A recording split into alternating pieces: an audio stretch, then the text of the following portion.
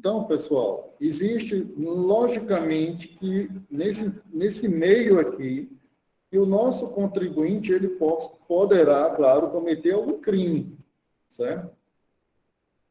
E como eu disse, ele poderá ser preso e ir para a cadeia? Sim, se passar determinado período, determinado tempo. É isso que nós vamos ver agora aqui no criminal.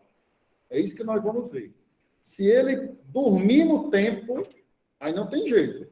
Aí onde entra a perspicácia de vocês saberem o momento exato que poderá salvá-lo ou não. Tá? É o momento exato que vocês vão ficar sabendo que poderá salvá-lo ou não. Salvá-lo, que eu digo, é de uma possível prisão. No entanto, por suposto, se embargo, ele tendo bastante recursos financeiros, ele poderá recorrer em todas as instâncias do nosso país, tributo federal, Justiça Federal, né? Justiça Federal, tributo federal, Justiça de primeiro grau estadual, para os tributos municipais e do Estado. Então, nós temos aqui em Juazeiro, na Lagoa Seca, a Justiça Federal de primeiro grau e a Justiça Estadual de primeiro grau. Né? Se ele perdeu, ele dormiu no tempo, dormentimos não socorrido de juiz, e vocês vão saber o momento. E não tem como. Se ele tiver dinheiro, ele vai recorrer. Uma boa banca de advocacia vai deixar que esse vai recorrer até o tempo que for necessário. Calma, tá sendo gravado, mas isso não é ilegal. Isso não é ilegal, certo? Para isso que as leis do nosso país permitem que você não estando satisfeito com uma decisão judicial, considerando-a como sendo uma decisão injusta na perspectiva de quem defende, você pode recorrer, certo? Digamos hipoteticamente que você perdeu aqui, você pode, evidentemente, na Justiça Federal, recorrer para o Tribunal Regional Federal. Aí tem várias regiões. Tá? Acho que aqui é quinta, não lembro agora. Que abrange mais de um estado. Né? Mais de um estado. E na Justiça do Estado para o Tribunal de Justiça. Tá? Você perdeu lá ainda, tendo dinheiro. Dinheiro por quê? Porque você tem que pagar advogado, não é barato. Você vai ter que possivelmente ele vai ter que viajar, mesmo sendo tudo virtual hoje em dia, certo? Mas ele tem que ir à capital, tem que chamar o que a gente chama do direito, que não existe isso juridicamente, é os chamados embargos auriculares ou embargos de ouvido. Isso não existe no direito. É uma anedota, no sentido de que um processo pode andar ou não andar. Se você vai lá na justiça, na vara que está o processo, e diz, esse processo aqui, eu já fiz isso, já vim aqui em Juazeiro, né? Eu falei com o diretor de secretaria, disse, o processo está aqui, mas o juiz está ali dentro. Né? O pessoal meio... Está ali dentro, mas ele só... Aí eu depois me devo falar com ele. Aí não existe hierarquia entre promotor, juiz e advogado, nenhuma. Ele não pode se negar a receber. E só, ei, doutor, esse processo aqui, só para o senhor dar um despacho. Era só para ele fazer assim. Ele escreveu na hora. Aí o processo anda. Tá? No entanto, por suposto embargo, se nós estamos defendendo o nosso cliente de uma possível execução tributária, nós não vamos fazer isso. Por que nós não vamos fazer isso que eu disse agora?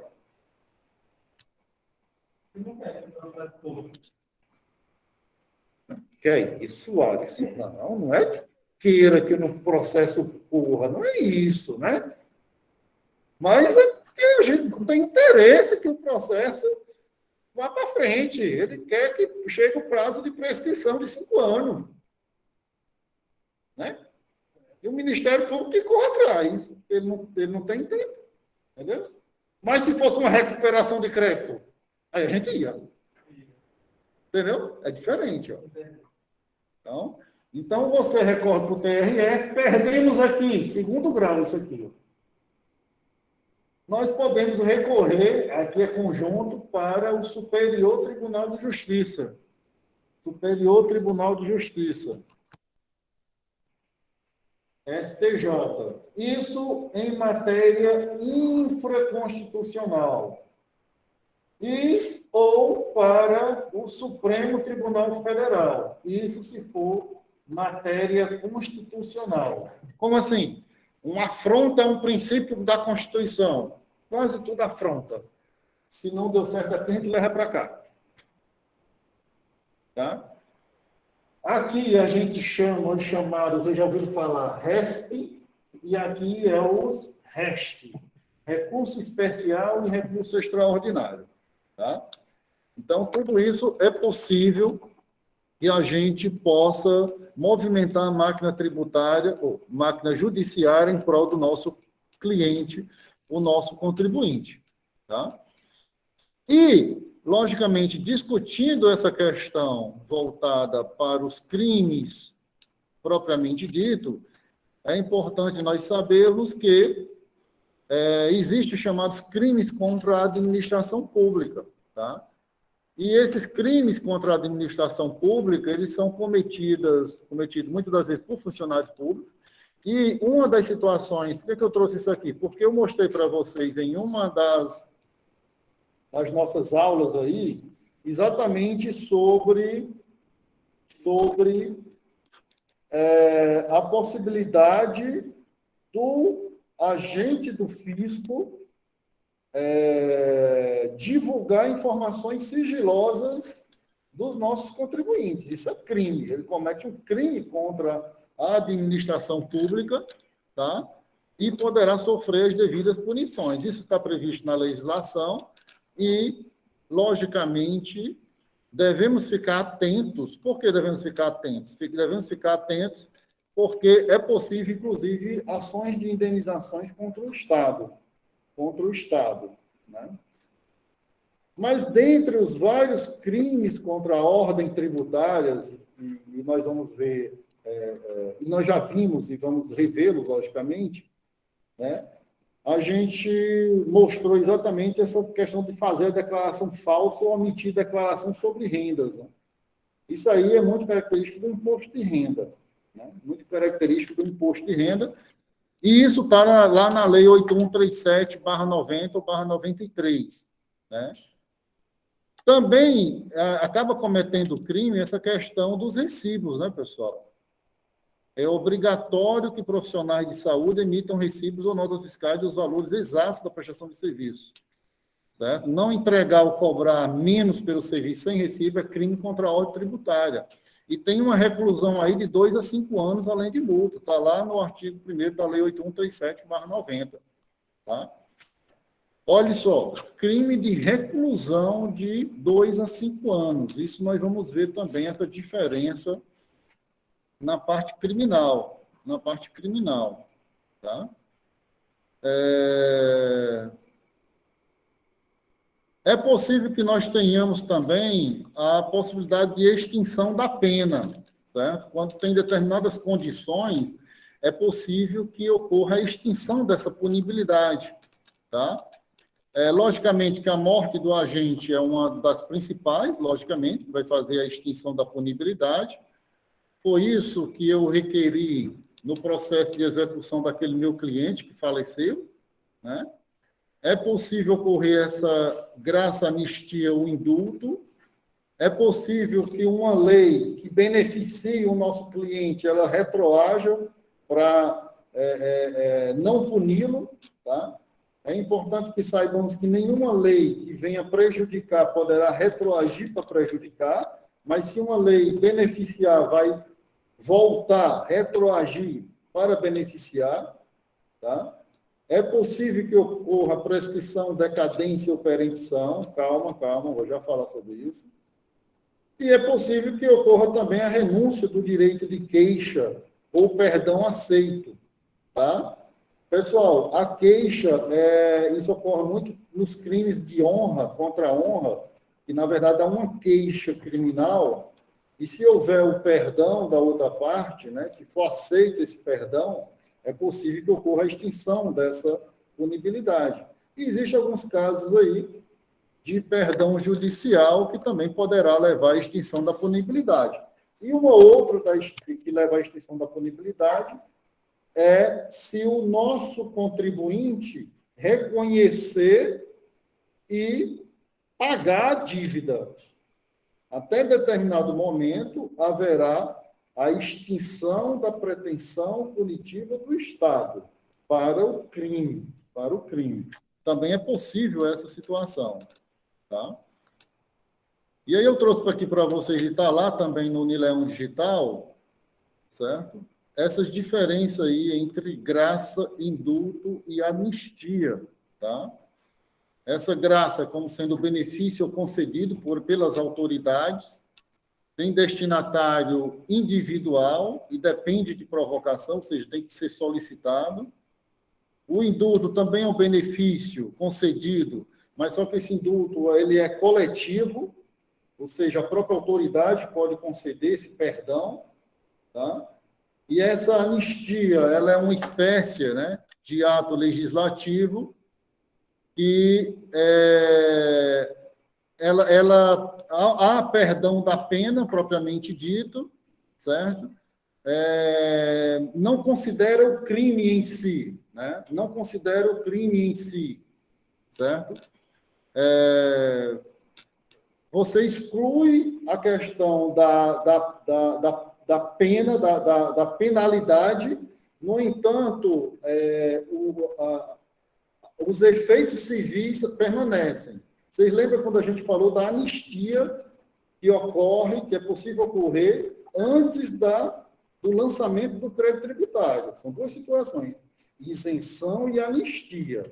Vocês lembram? A anistia ocorre da pena, das multas, das penalidades. Mas o principal civil, né, a pecúnia, ela é cobrada pelo Estado. Então, as penalidades acessórias, a gente pode dizer isso, ocorre a anistia, tá? Mas o principal permanece. O principal permanece. E quanto à decadência, prescrição e perempção, há uma diferença, tá? Decadência, você perde o direito de recorrer a determinada situação, certo? A perda do prazo para o início de uma ação penal. Então, você, por exemplo, você foi condenado a pagar o fisco 100 mil reais, aqui, no primeiro grau. Você foi condenado a pagar, porque você deve um tributo de 100 mil reais. Se você foi condenado aqui, tem uma sentença. Quando é que ocorre a decadência? Você tinha 15 dias para recorrer para cá. 15 dias. Então, a decadência, você perde esse prazo, certo? Legal. Perde esse prazo legal, certo? Quando é que ocorre a prescrição? Né? Isso da mesma forma do âmbito civil e criminal, tá, pessoal? Civil e criminal. O prazo também será de 15 dias, tá? Quando é que ocorre a prescrição? A prescrição, ela ocorre quando o Estado ele tinha o dever de te punir e não te puniu. A prescrição ocorre quando o Estado tinha o dever de te punir e não te puniu. Por exemplo, o Estado está te cobrando algo ou dizendo que você cometeu crime e isso aqui está ad eterno, praticamente. Já passou aí anos e anos aí. Então, ocorre a prescrição. Porque o Estado tinha a obrigação de te punir e não te puniu, tá? Não te puniu. Então, ocorre a prescrição nessa situação, tanto no civil como no criminal, tá? E a perempção? A perempção, ela ocorre quando você tinha a obrigação de praticar algum ato no processo e você simplesmente não praticou, aí é o que a gente chama aí de desídia, né? Você ignorou a prática de um ato dentro do processo, né? Mas você vai dizer, mas, Luciano, o que é que isso aí tem a ver com o nosso âmbito contábil? Da mesma forma, pessoal, vocês tinham um período ou um determinado tempo para anexar uma documentação contábil em favor do seu cliente na fazenda e não fizeram. A não prática desse ato, ela se enquadra em uma dessas situações aí. Tá? Uma dessas situações. Se você tinha 5 dias para apresentar um documento, não apresentou, ocorreu a decadência. Tá? Você tinha que praticar um ato administrativo. Qual seria um ato administrativo dentro de uma possível processo administrativo seu contábil no fisco? Você tinha que, por exemplo, providenciar uma determinada perícia. Não fez. É uma desídia. Ocorreu a perempção. Você perdeu esse direito. Entendeu? Você perdeu esse direito. Tá? Então, são situações que se aplicam ao mundo contábil de forma tranquila. Tá? São os termos técnicos, pessoal, aplicáveis ao mundo contábil. Né? Ao mundo contábil. E aí, pessoal, a gente chega exatamente nesses crimes tributários específicos. Crimes tributários específicos. Né? Crimes tributários específicos. E nós temos aí 4 crimes tributários específicos. O primeiro, que você já o conhece, que é o crime de sonegação fiscal, são os previstos no artigo 1º e 2º da Lei 8137/90. Vamos por parte. Lei 8137/90. Não, aqui é prisão temporária. Lei 8137/90. E são esses aqui, ó, que vocês já sabem, tá?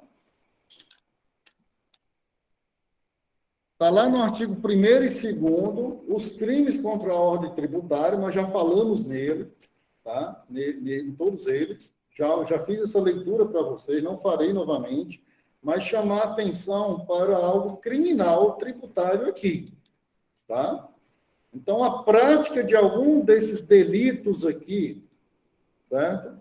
Vai levar a uma possível ação de execução fiscal e a uma possível ação criminal, tá? Mas como se processa isso? O procurador municipal da fazenda, quase sempre as prefeituras, as fazendas, quase sempre as procuradorias designam para a fazenda um procurador fiscal, certo? Da mesma forma, o procurador, ele designa, o procurador do Estado, ele designa também os fiscais, os responsáveis pela fazenda, a nível estadual, e da mesma forma a PGFN, como vocês sabem, do federal, que tem aqui do lado da Receita Federal, por exemplo, nós estamos aqui, lá para baixo. Do lado da Receita Federal, né, tem lá a PGFN, né, Procuradoria Geral da Fazenda Nacional. Termino a representação aqui. Tá? Quando eles recebem dos agentes que fizeram a fiscalização esse crime, certo? Logicamente, vai ser instaurado um inquérito policial ou federal, por exemplo, não ocorreu um crime aí voltado para uma falsificação de nota fiscal referente ao ISS. Aí, então, o procurador, o noticia, o próprio agente, a Polícia Federal, não é isso? Para instaurar o inquérito policial federal, correto?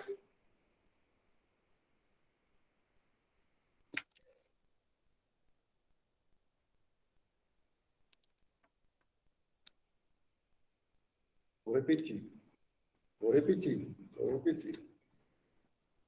Foi, então, ocorreu aí o crime do inciso 3 do artigo 1º da Lei 8.137, houve uma falsificação de uma nota fiscal referente ao ISS e, logicamente, o procurador ou o agente do fisco noticiou o fato à Polícia Federal, que instaurou um inquérito policial federal e aí iniciou a ação criminal. Certeza? Analise a competência tributária.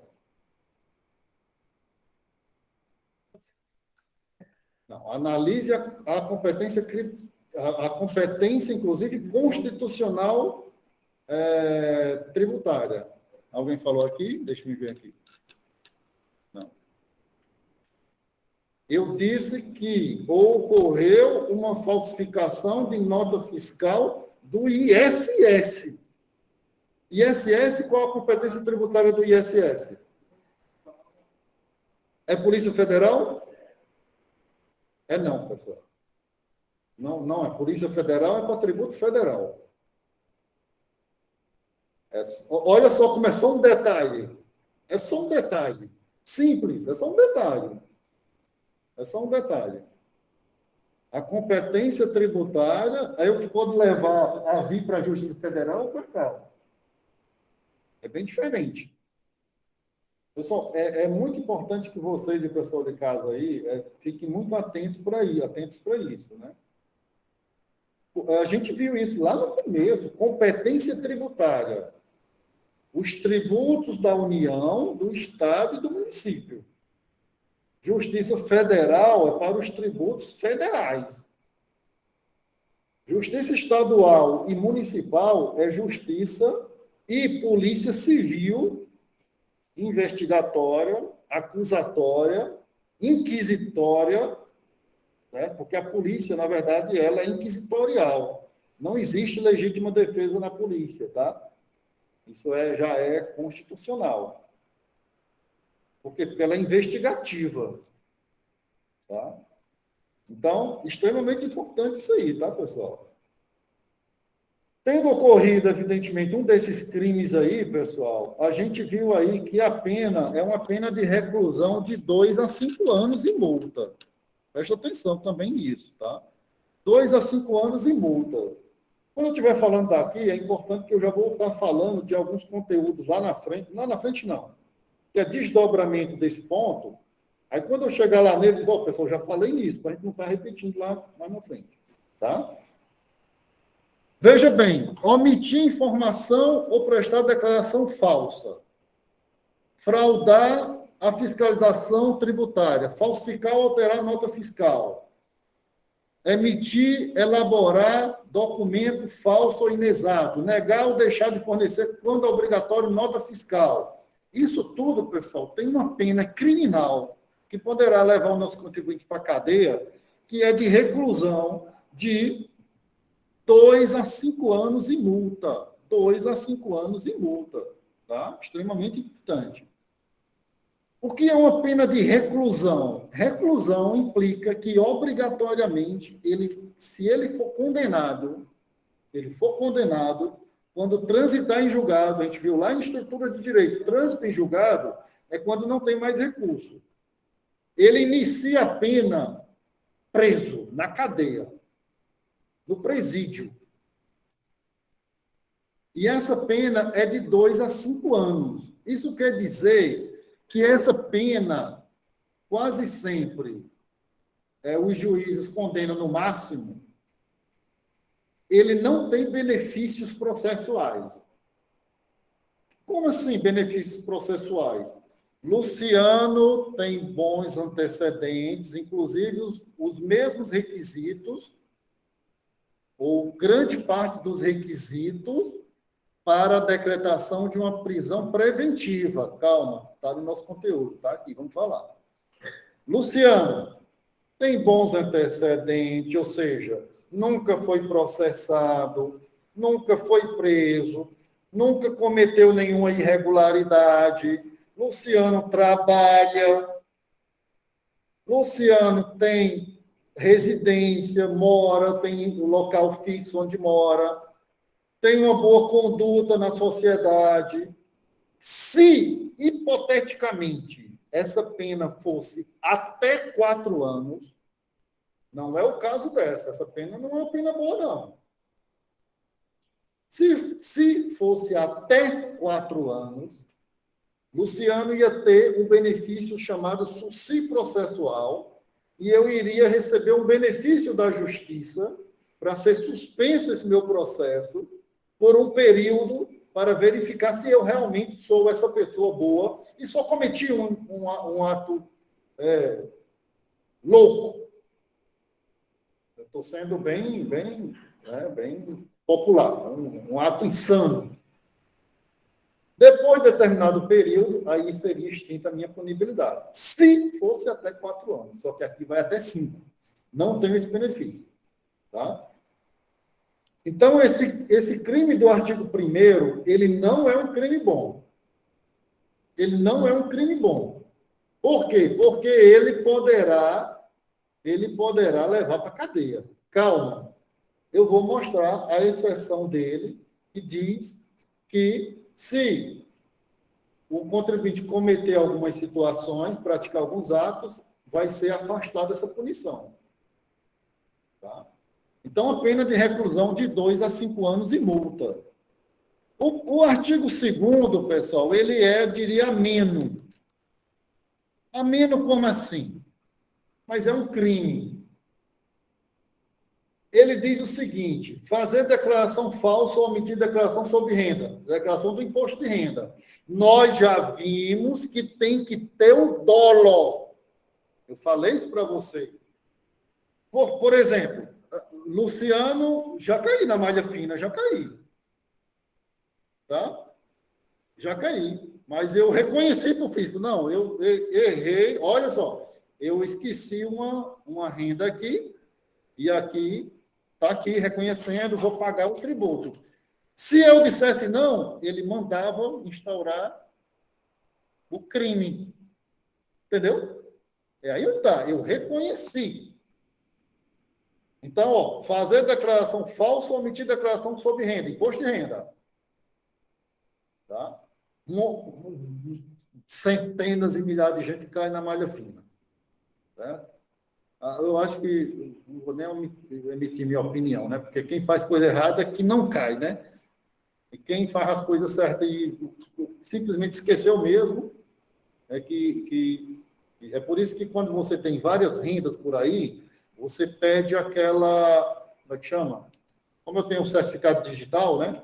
Você tem uma certidão de todas as suas fontes de renda, do que entrou no seu CPF. A Receita te emite, né? Aí você declara por lá.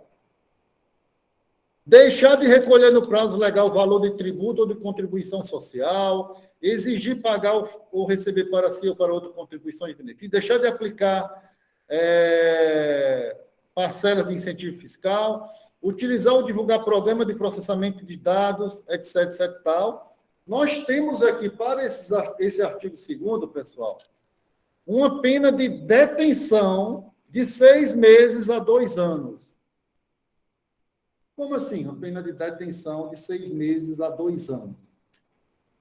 O que é uma pena de detenção? Se houve um crime, e o crime, ele diz na lei que é de detenção, você poderá iniciar o regime do crime, da pena, não necessariamente em regime fechado, semiaberto ou aberto, dependendo da situação.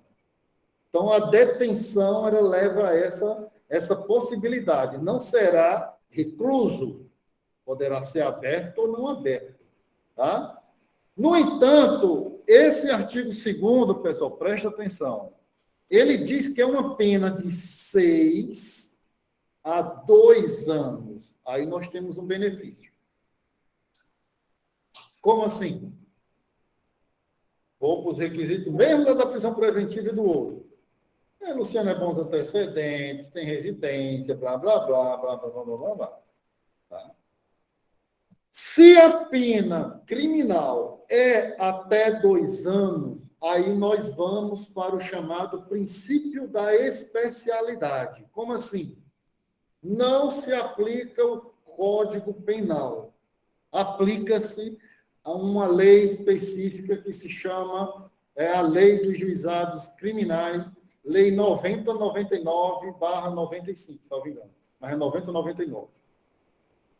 E o que é que diz essa lei? Essa lei diz que nestes crimes aqui, tá?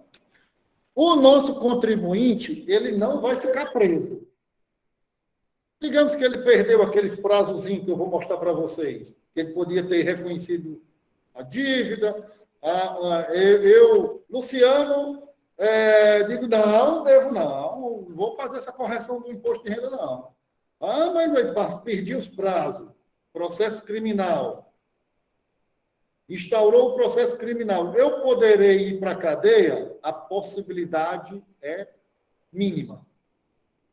Por quê? Porque será proposto no dia da audiência uma chamada transação penal, transação criminal, certo? E aí o promotor de justiça vai te oferecer um acordo. Por quê? Porque aplica-se a Lei 9099/95, porque o crime é até 2 anos e será proposto um acordo. Luciano, você não fez aí, cometeu o crime do seu imposto de renda. Então é o seguinte, você agora vai ter que ficar 4 horas por semana durante 6 meses fazendo trabalhos em uma escola pública. Ou você vai ter que, durante X tempo, dar uma cesta básica para uma associação, uma comunidade, seja lá o que for. Ou isso ou aquilo. Aceita? Sim, aceito. Tenta a punibilidade. Não aceito? Cadeia. Não aceitou? Processo continua. Criminal. Poderei ser condenado, aí vem para os prazos de recorrer. Até em cima. Já vou ser preso? Eu até volto atrás. Cadeia. Cadeia em tese. Porque se eu for condenado, eu ainda posso recorrer até aqui. Tem que ter dinheiro. Por que eu tenho que ter dinheiro? Porque você tem que se deslocar, às vezes tem que ir para tal. Tem a justiça gratuita que nos ajuda muito. Mas a máquina judiciária, peraí, está gravando, né? Ela é bem complexa, né? Ela é bem complexa, tá? Então, pena de detenção de 6 meses a 2 anos e multa. Tem essa particularidade. Quando eu falei nesse tipo de sonegação fiscal da Lei 8137, eu falei em alguma das outras aulas, mas falando o aspecto cível, o aspecto de restituição financeira. Eu estou falando dela agora no aspecto criminal tributário, que poderá levar à prisão do nosso contribuinte. Então, pessoal, estrategicamente, pelo amor de Deus, por exemplo, se está tudo dentro o cara cometeu aí algum dos crimes do artigo 2º e chegou no seu escritório de contabilidade, estou aqui, recebi aqui uma notificação da delegacia sobre um crime tributário, você olha de pronto, digo, opa, isso aqui é artigo 2º. Certo? Tenha calma, vamos analisar o seu caso, né? Vamos ver a situação. E agora, o que é que eu faço? O que é que eu tenho que fazer? Você já vai dar o mamão com açúcar para ele? Não vai. Vai fazer assim, isso aí. Joga, né? Se você chegar para dizer, não, rapaz, não, se preocupa não. Ó, isso aqui foi só porque você deixou deixou de recolher no prazo legal o valor tributo, contribuição social. Isso aí não. Ó, no dia da audiência, ele vai propor um acordo para tu e tu tá solto, tem processo criminal, não. Uma cesta básica e tal, tal. Obrigado, doutor. Gente, mas vamos assinar um contrato aqui. Meus honorários no meu escritório de contabilidade é X, né? Nós podemos negociar. Aí você avalia pela complexidade, tá? Pela complexidade. Você vai mensurar os valores de mercado, pessoal. Eles nem sempre são exatamente os valores que a gente cobra. Tá? Por exemplo, qualquer ação judicial é 20% sobre o valor da causa.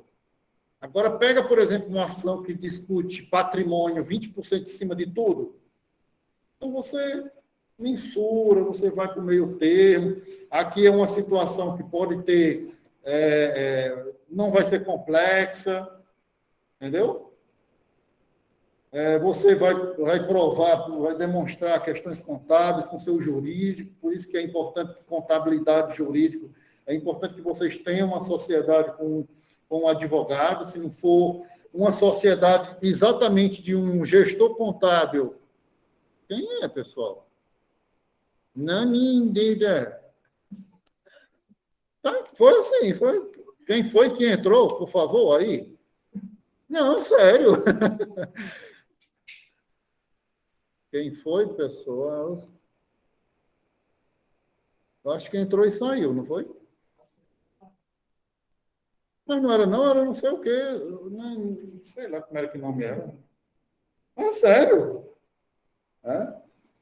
Então, ó, a gente perde até o pique, né? Então, pessoal,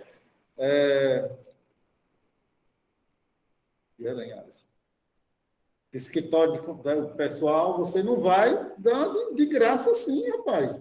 Fechar, sim, um advogado e um contador é fundamental, vocês querendo criar, empreender nessa área, etc e tal, pessoal, exatamente para esses macetes aí, tá? Então, pessoal, esse aqui é o crime com as suas particularidades da Lei 8137, especificamente artigo 1º e 2º. Professor, por que o senhor não fala dos artigos seguintes? Eles tratam de alguns outros crimes praticados por funcionários públicos e por aí vai. E algumas questões procedimentais, propriamente dito, das multas, das disposições, é uma lei curta, tá? É uma lei curta, Lei 8137/90, que trata dos crimes de sonegação fiscal, tá? E aí a gente vem aqui, ainda eu errei novamente. É aqui, essa aqui.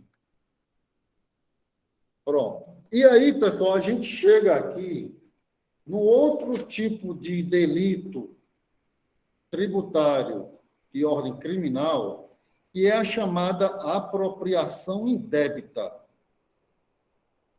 Essa apropriação indébita, ela está lá no Código Penal, que é uma lei de 40, tá? No artigo 168 e 168A e seus parágrafos. Agora, vamos ver aqui a particularidade do artigo 168.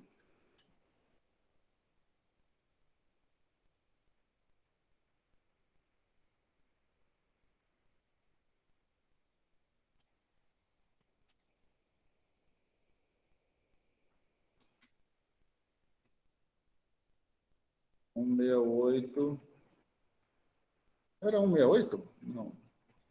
168 e 168A.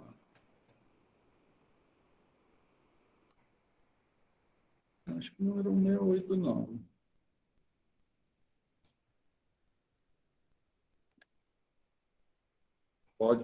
Eu estou no Código de Processo Penal. Pessoal, o Código de Processo Penal, ele trata de procedimentos, de como agir. O código é o Código Procedimental. O direito material, ele está previsto, que onde tem as penas, no Código Penal. Tá? Então, o direito material, ele é previsto no Código Penal.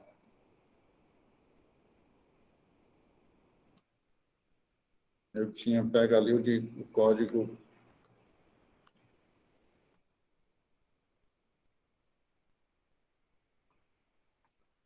artigo 168. Pronto, nós temos aqui, pessoal, no artigo 168, ele traz o seguinte: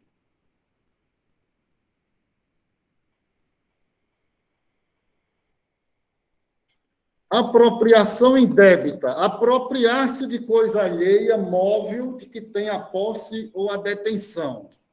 Nós temos aí a possibilidade de reclusão de 1 a 4 anos e multa, tá?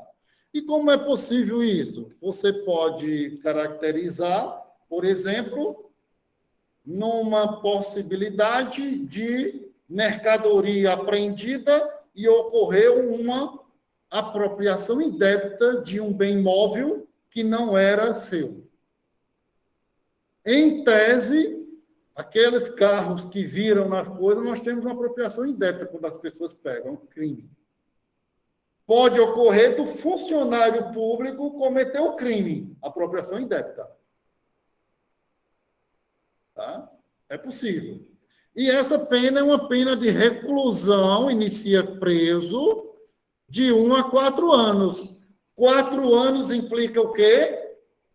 Máximo da pena, 4 anos. Requisito da prisão preventiva, quando eu estiver falando.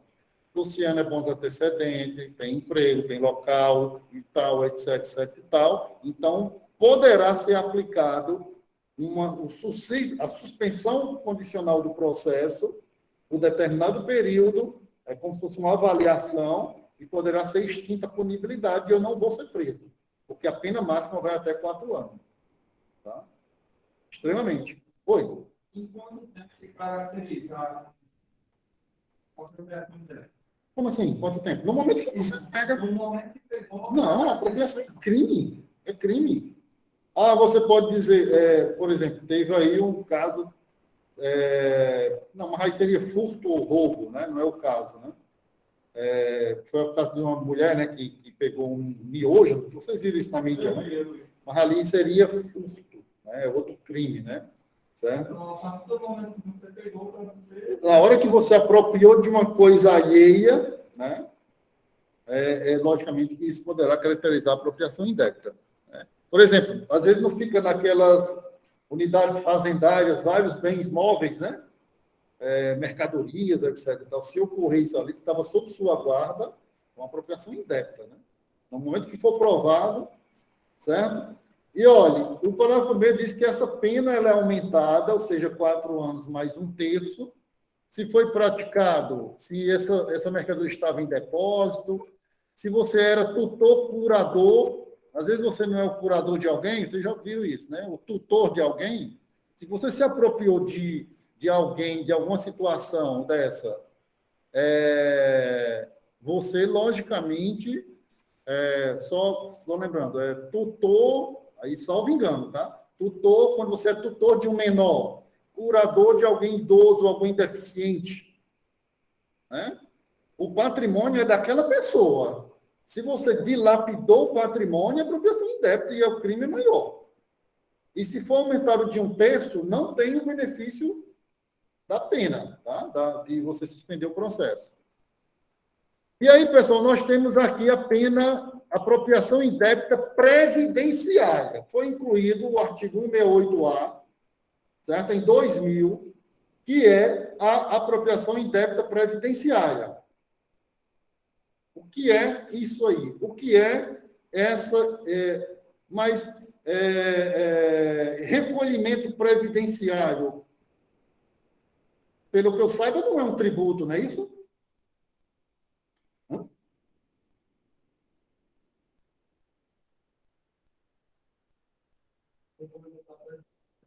Sim, é um tributo. teoria pentapartite da Constituição de 88, impostos, taxas, contribuições sociais, impostos extraordinários e contribuições de melhoria.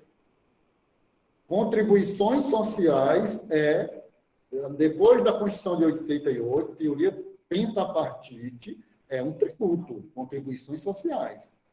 Tá? Diz o artigo 168A, deixar de repassar à Previdência Social as contribuições recolhidas dos contribuintes no prazo e forma legal ou convencional, aí a pena não é fácil. É início preso de 2 a 5 anos em multa. Não tem benefício nenhum. Então, olha, pessoal, vocês estão no escritório de contabilidade de vocês e chegou um empresário dizendo que não foi eu, foi o chefe do departamento de pessoal, deixou de recolher durante 2, 3 anos as contribuições previdenciárias. Está aí o crime, viu? Está aí o crime. Você diz, eita, isso aí, o senhor poderá pegar 5 anos de cadeia. O senhor sabe disso, né? Não! Pessoal, dica de prática. Nunca, pelo amor dos céus, pessoal de casa e vocês aqui, nunca digam que é fácil. Nunca diga que vai dar certo. Não diga isso, não. Não prometa isso, não, porque não depende só de você. Você pode mostrar o máximo dos direitos, mas não é você que decide. Você pode recorrer até, não é assim. Você diga, nós vamos fazer de tudo para reduzir, minorar essa situação. Mas não prometa que, como eu já vi gente aí, e o negócio pegou pesado, prometeu que ia dar certo e o bicho não é bem assim, não. O santo é de barro. Não façam isso, não. Pelo amor do céu. Pessoal, me dê só uns minutinhos aí. Nas mesmas penas incorre quem deixar de recolher no prazo legal contribuições ou outras importâncias destinadas à Previdência Social, recolher contribuições devidas à Previdência Social, pagar benefício devido assegurado quando as respectivas cotas de valores já tiverem sido reembolsadas, pagar 2 vezes. Tá? Aí nós temos aqui, pessoal, agora prestem atenção e nunca esqueçam do parágrafo 2º do artigo 168 do Código Penal, pessoal. É extinta a punibilidade se o agente, o contribuinte, esse empresário que chegou seu escritório, de forma espontânea, ele vai no fisco, declara, confessa, não, olhe que é uma conjunção aditiva e, já perguntei se em prova, não deveria nem dizer, confessa, declara, confessa e efetua o pagamento das contribuições, importâncias ou valores e presta as informações devidas à Previdência Social na forma devida em lei ou regulamento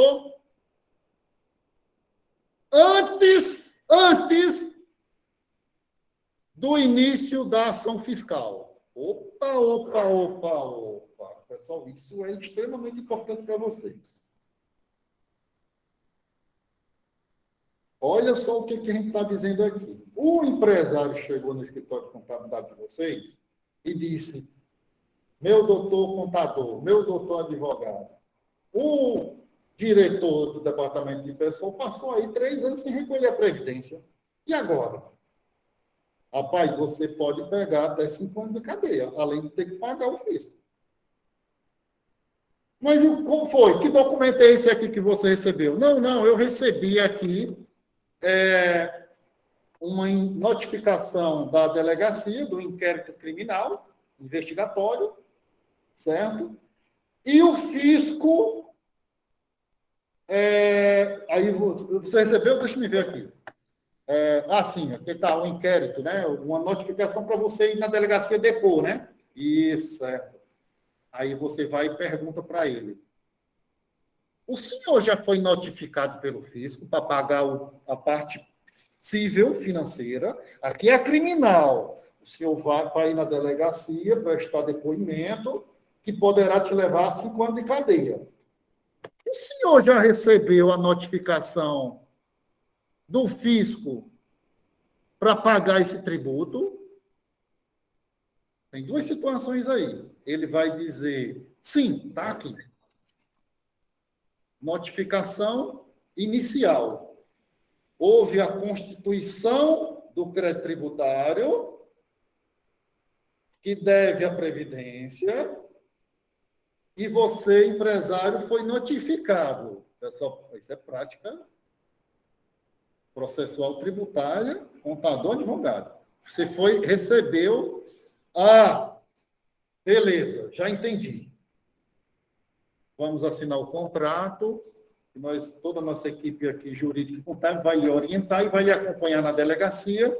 E vamos também, procuração, para junto ao fisco, nós providenciamos a sua defesa. Assina aqui o nosso contrato, R$50 mil, e é isso aí. O que acontece aí? Presta atenção. Apropriação indébita previdenciária. O nosso empresário, ele 3 anos recolher a previdência.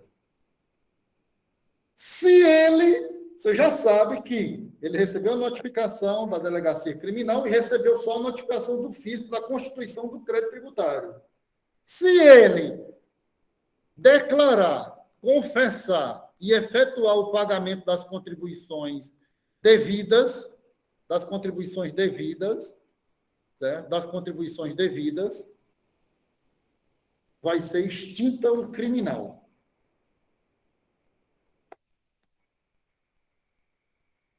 Vou dizer agora outra situação, tá bom? Preste atenção. Dormentivos não socorridos de juros. O direito não socorre os que dormem. Nosso empresário sentou na mesa aqui do escritório de contabilidade. Mesma situação. Criminal. Não, notificação da delegacia. Beleza. O senhor já recebeu a notificação para pagar o fisco? Até chegou um papel aí tal dia, mas aí eu não vi e tal. E o que o senhor recebeu? Eu já recebi esse documento aqui, doutor. E o que é? É uma citação da ação de execução fiscal. Não foi notificação do crédito tributário, não. Já houve a notificação, já houve a inscrição na dívida ativa, foi emitida a CDA e tem uma ação de execução fiscal. Dormentivos não socorridos de juros. Só podia antes do início da ação fiscal.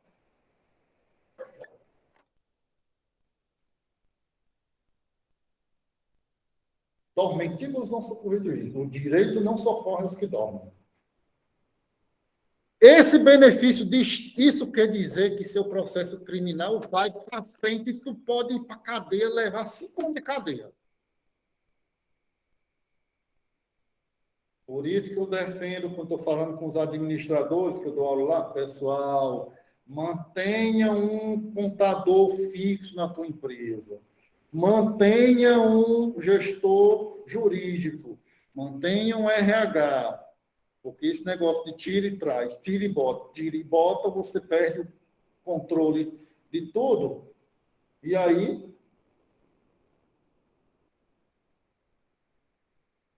pessoal, extremamente importante isso aí. Extremamente importante isso aí.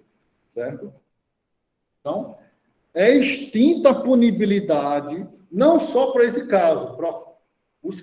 Logicamente, tem outras possibilidades que eu vou ainda vincular as outras da Lei 8137. Calma. Tá?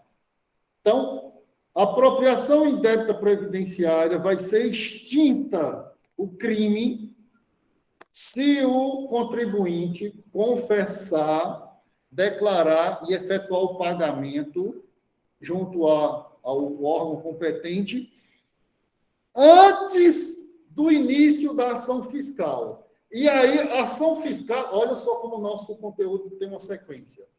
A gente só entende isso aqui depois que eu fui chato de falar toda aquela linha do tempo do professor Sabá até agora.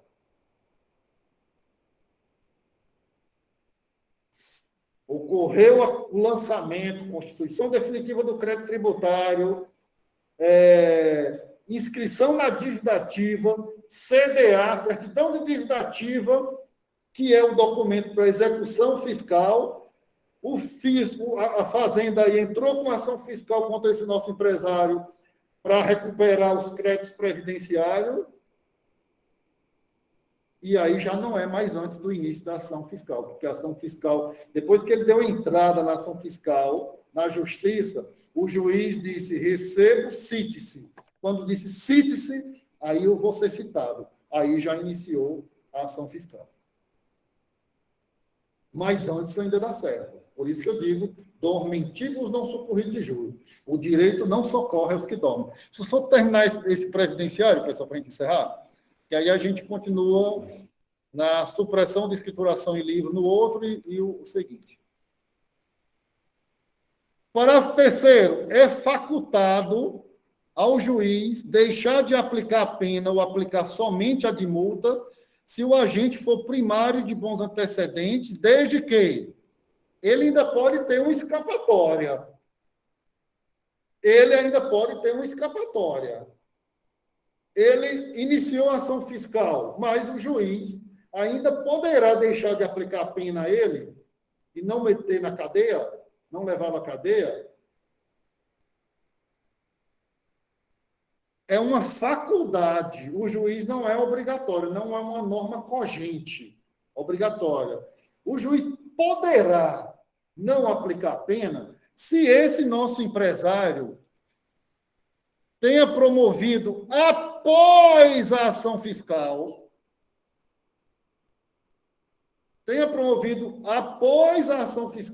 aquele anterior era antes. Ele já foi citado. Aí você diga, eita, após a ação fiscal, antes de oferecida a denúncia, o pagamento de contribuição social previdenciária, inclusive acessórios. Como assim? Após a ação fiscal e antes de oferecida a denúncia, o que é isso? A ação de execução fiscal, você já sabe como é que ela ocorreu. Ele foi citado na ação de execução. Então, o benefício do parágrafo 2º não cabe mais. Era uma norma cogente. Ele fez isso antes da ação fiscal, não pode o Estado querer punir. O Estado não poderá mais levar para a cadeia. Não pode de jeito nenhum. É afronta ao princípio da legalidade, do devido processo legal, etc, etc. Mas ocorreu a citação da ação de execução fiscal e o processo criminal está indo aqui.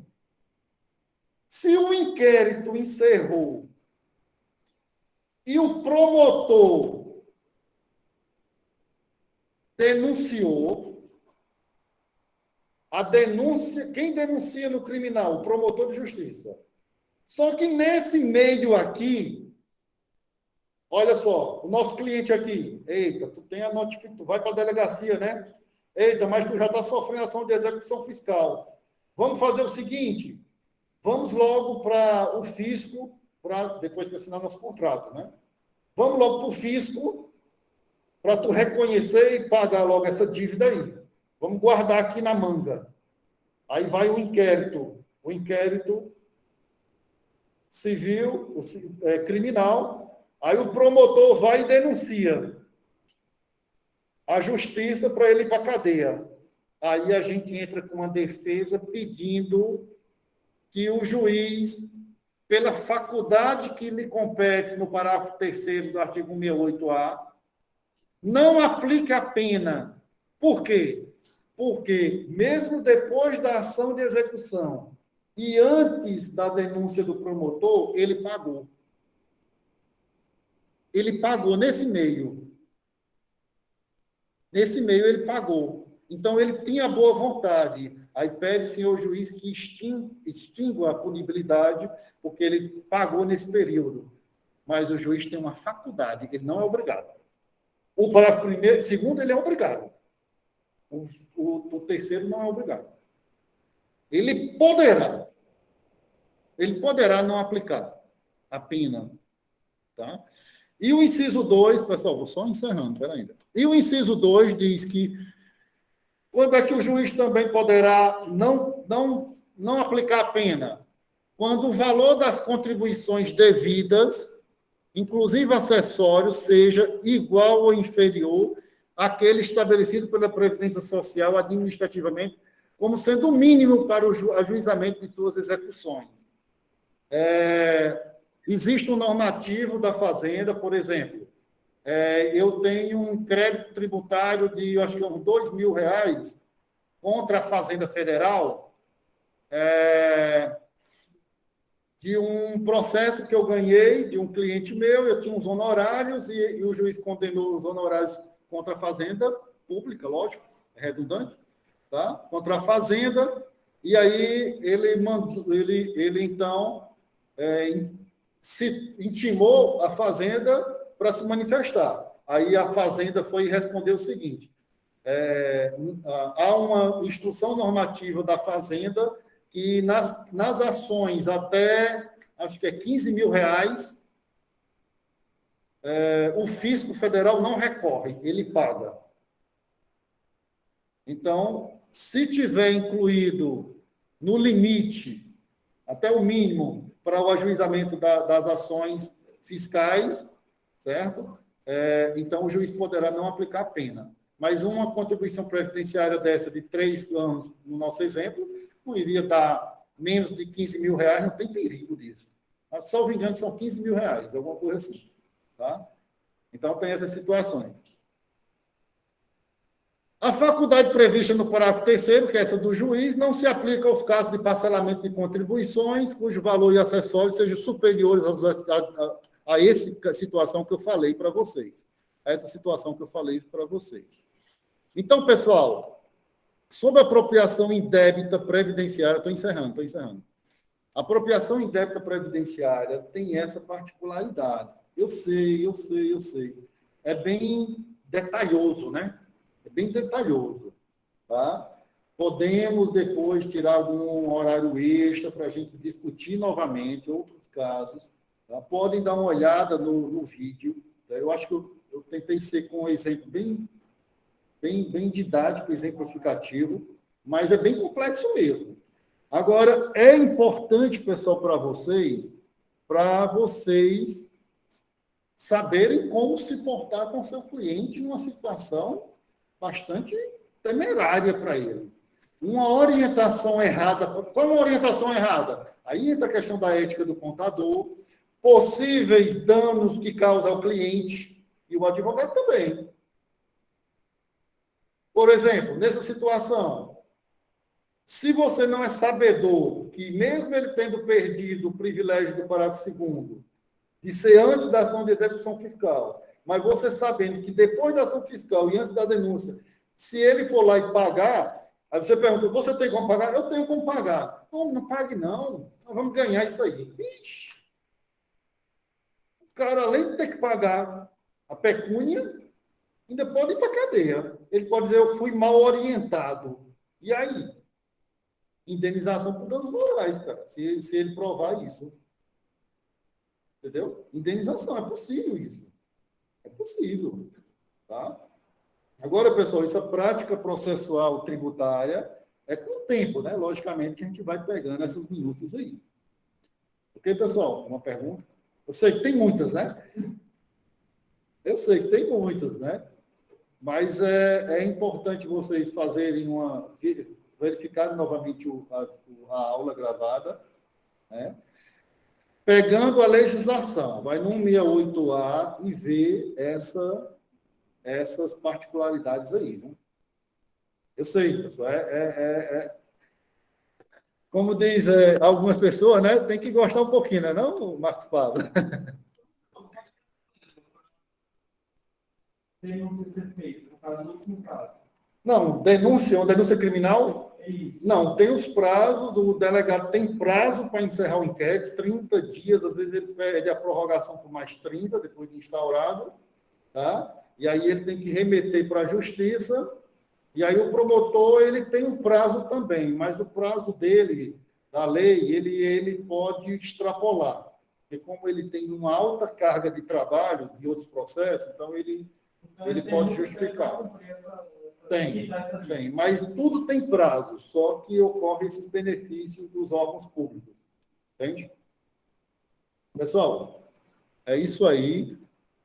Vamos conversando e aí a gente pode repetir esse assunto aqui novamente. Belezinha? Foi boa, pessoal. Vou parar aqui a gravação.